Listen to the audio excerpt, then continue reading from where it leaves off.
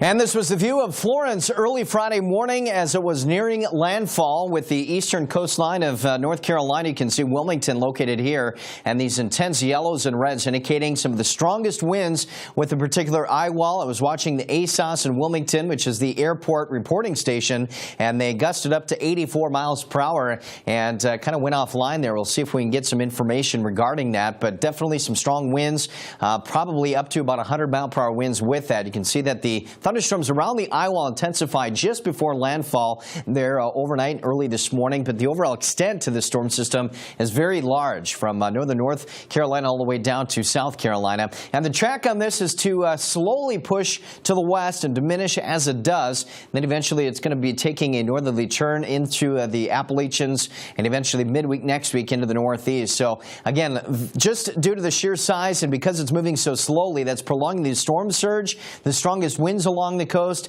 and also the historic rainfall. So this takes us yet through Friday and eventually into Saturday, and you can just see the overall widespread heavy reds and oranges there. And again, that's indicating the very heavy and intense rainfall. Strong wind gusts again approaching hurricane force along the coast, even down into Myrtle Beach. Wilmington likely to see the strongest of the winds as that eye wall moved overhead again early this morning.